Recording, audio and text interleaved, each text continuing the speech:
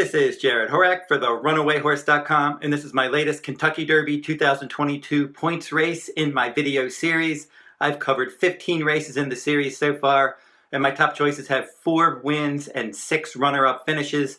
I had a top choice winner last week, Newgrange, in the Grade 3 Southwest Stakes at Oaklawn Park.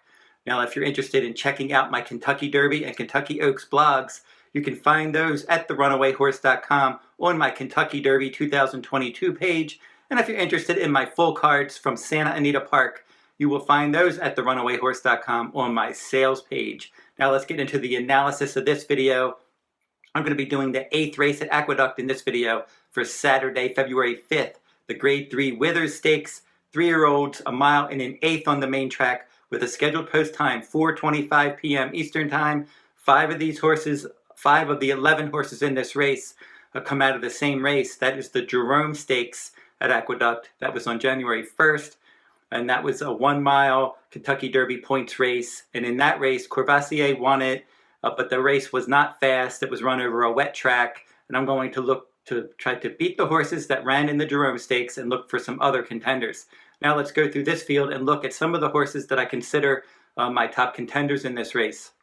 Beginning with number 1, Constitutionlawyer. He's 7-2 morning line, and he has a chance to wire the field in here. If you look at the race shape in this race, it doesn't look like there appears to be a ton of pace in the paper race. And if Constitutionlawyer from that inside post can get out there, control the pace, slow things down, he might be able to go wire to wire, just like he did in his last start. And that was at Aqueduct at 1 mile and an eighth in the mud, and it was the day after the Jerome Stakes. And in that race, from the inside post, he just went wire to wire. He got out there, he set the pace. The pace was pretty quick for that wet track, and he won by more than 3 lengths. A nice, easy victory. He did add Lasix that day, and now because this is a Kentucky Derby points race, you're not allowed to use Lasix. So he loses Lasix, his first start against winners, and we'll have to see if the track condition's going to be different on Saturday. Either way, he is a pace factor in here. A horse that I consider an underneath contender would be number 2, Grantham. He's 10-1 morning line for trainer Mike Maker. He ran well in his career debut at 7 furlongs at Churchill Downs on the main track. That was in November, and he stalked the pace and he finished 2nd. Solid effort. And then his second career start, they stretched him out in distance on all-weather ground at Turfway Park. He stalked the pace. He won nicely. Now he's moving back to the main track. I don't think the distance is going to be a huge problem. Maybe he can save ground behind the speed and hit the board. The next one that I consider a contender is number 4, Gilded Age. He's 10-1 morning line for trainer Bill Mott. He put blinkers on in his last start, and you saw a big difference in the performance. He struggled in his first 3 starts.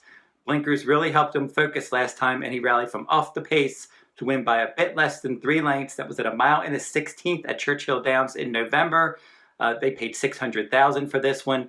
Medaglia d'Oro is the sire, Bernardini the dam sire, so he's bred to go all day, and he's going to try to rally from off the pace, but I'm just not sure he's going to get enough pace help. The next horse that I consider using, number 8, Uno Ojo. This one is 20-1 morning line, and he's run well in 2 of his 4 starts.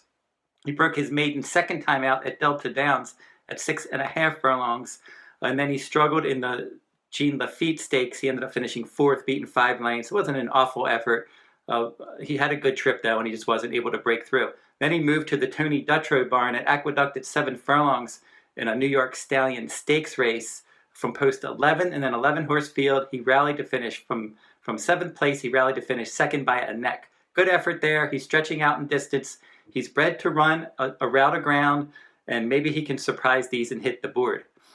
And then another horse that I consider as a top contender in here is number 9, Early Voting for trainer Chad Brown. They paid $200,000 for this one. This one is the son of Gun Runner, and I think he's got a decent shot in here with Tisnow, the dam sire, certainly bred to run a route of ground.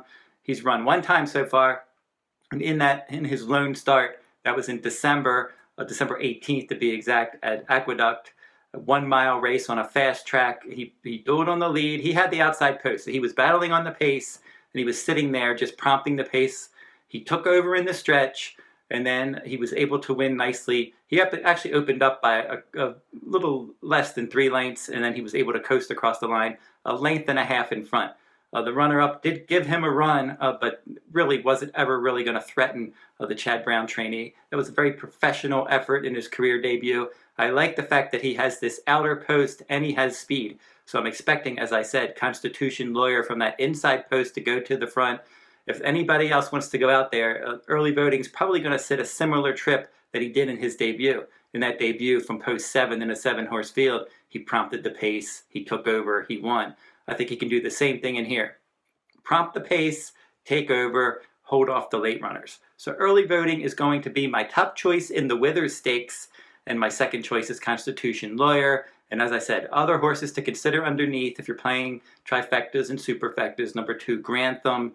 Number 4, Gilded Age. And number 8, Uno Ojo. I consider those underneath threats, but my solid top choice in here is going to be number 9, Early Voting. He has a lot of upside for trainer Chad Brown. So don't forget to like, subscribe, and comment if you like this content. I will be back next, and I will be doing the Holy Bull Stakes from Gulfstream Park. Until then, good luck at the races.